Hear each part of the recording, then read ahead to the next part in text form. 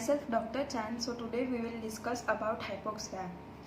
This is the most important question and the subtopics under this question are definition of hypoxia, classification and causes of hypoxia, effects of hypoxia and treatment for hypoxia by oxygen therapy and oxygen toxicity. So let's start with definition of hypoxia. Lack of oxygen or decreased availability of oxygen to the tissues of the body. Anoxia means complete absence of oxygen in the tissues. Now classification and causes of hypoxia. So there are four types of hypoxia. First, hypoxic hypoxia. Second, anemic hypoxia. Third, stagnant hypoxia. And fourth, histotoxic hypoxia. So first is histotoxic hypoxia. In this, there is inability of tissues to utilize oxygen. Causes of this hypoxia is due to the poisonous substance like cyanide or sulfide. When we take these, they destroy the cellular oxidative enzymes and therefore there is complete paralysis of cytochrome oxidase system. So, even if oxygen availability is normal, but the tissues are not able to utilize the oxygen. So characteristic feature of histotoxic hypoxia is inability of tissues to utilize oxygen if it is delivered. Second type is stagnant hypoxia. It is caused by decreased velocity of blood flow. Other names of this hypoxia are hypokinetic hypoxia and circulatory hypoxia. Causes for these are it is mainly due to reduction in velocity of blood flow. Now you think that in which conditions there is decrease in velocity of blood flow. So conditions like congestive cardiac failure, surgical shock, vasospasm, thrombosis, embolism.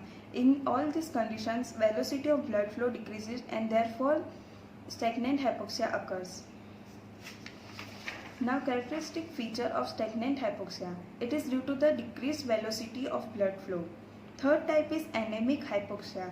It is the condition characterized by inability of blood to carry enough amount of oxygen. So the difference between first type and second type, first was histotoxic hypoxia. In it was inability of tissues to utilize oxygen, and here inability of blood to carry enough amount of oxygen. Here also oxygen availability is normal, but the blood is not able to take up sufficient amount of oxygen due to anemic. Now causes of anemic hypoxia. There are four causes of anemic hypoxia. So first is decreased number of RBC. Conditions like bone marrow disease and hemorrhage etc. In these conditions there is decrease in number of RBC. Second is decrease hemoglobin content in blood. So अब ये हमें देखना है कि haemoglobin content blood में कम कब होता है, तो जब आरबीसी काउंट कम होता है या तो फिर आरबीसी का स्ट्रक्चर, शेप या साइज चेंज होता है, तब हीमोग्लोबिन कंटेंट ब्लड में डिक्रीज होता है. Now just think the conditions in which there is decrease in RBC count और change in structure, shape and size of RBC. So conditions like microcytes, macrocytes, spherocytes, sickle cells and poikilocytes. Poikilocytes में क्या होता है, abnormal RBC shape होता है. Okay, so all this conditions comes under this cause and it will cause anemic hypoxia. Third cause is formation of altered hemoglobin.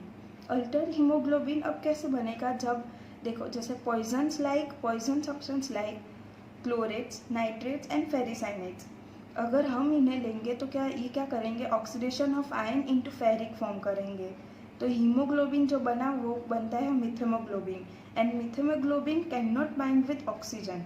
So therefore it causes the anemic hypoxia. Fourth cause is combination of hemoglobin with gases other than oxygen and CO2.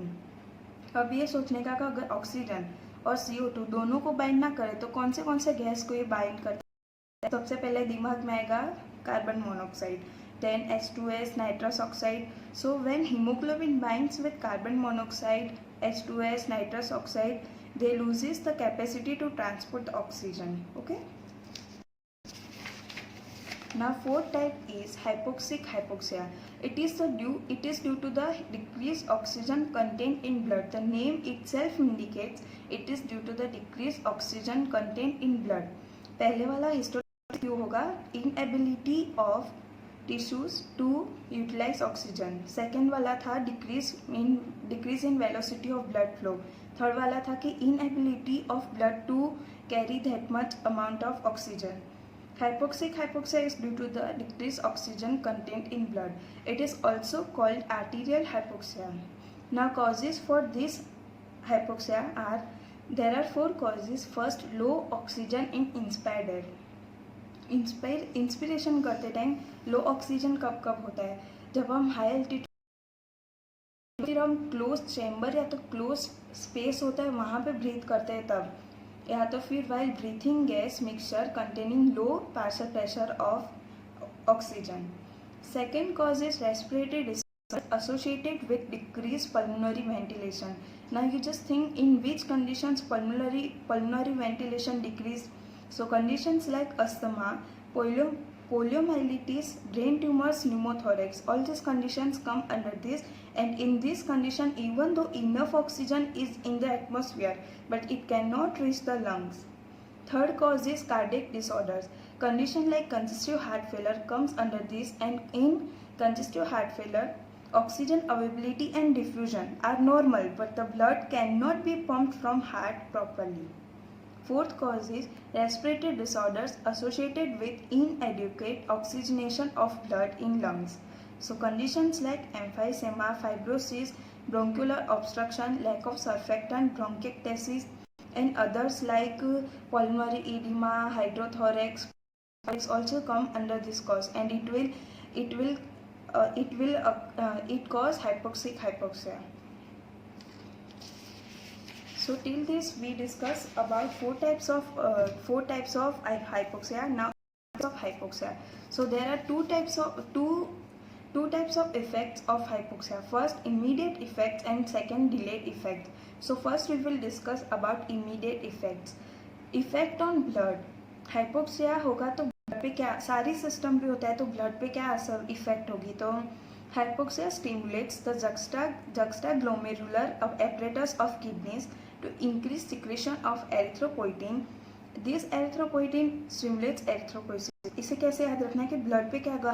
Hypoxia हुआ तो stimulate करेगा juxtaglomerular apparatus of kidney. वो होगा तो ये तो हमें पता है कि जब ये juxtaglomerular apparatus of kidney stimulate होता है तो क्या रिलीज करता है? एरिथ्रोपोइटिन. एरिथ्रोपोइटिन किस में काम आता है? तो erythropoiesis. Okay. Now on CVS में क्या होगा? हाइपोक्सिया स्टिमुलेट करेगा पेरिफेरल कीमोरिसेप्टर्स को. अब पेरिफेरल कीमोरिसेप्टर स्टिमुलेट करेगा वैसोमोटर सेंटर को, और उसके कारण क्या होगा? Increasing heart rate, force of contraction of heart, cardiac output, blood pressure. मतलब increase in heart rate, increase in force of contraction of heart, increase in cardiac and increase in blood pressure. Now third, effect on respiration. अब इसमें all types of hypoxia except anemic hypoxia stimulate peripheral chemoreceptors to increase respiration. So initially respiratory rate is increased due to stimulation of chemoreceptors, but later on respiratory rate decreases due to failure of respiratory centers. Now effects on digestive system. So hypoxia associated with loss of appetite, nausea and vomiting, mouth becomes dry and there is a feeling of thirst. Effect on kidney. Hypoxia causes increased secretion of erythropoietin from the juxtaglomerular apparatus and alkaline urine is excreted. So kidney पे क्या होगा? Hypoxia बढ़ेगा erythropoietin का secretion, तो उससे erythropoietin कहाँ से बढ़ेगा? From the juxtaglomerular apparatus and alkaline urine excrete करेगा. नाउ इफेक्ट्स ऑन CNS पे दो टाइप का होता है, in mild hypoxia and in hypoxia when there is hypoxia, acute hypoxia और severe hypoxia. So first we will discuss about mild hypoxia. Symptoms are similar to those of alcoholic intoxication.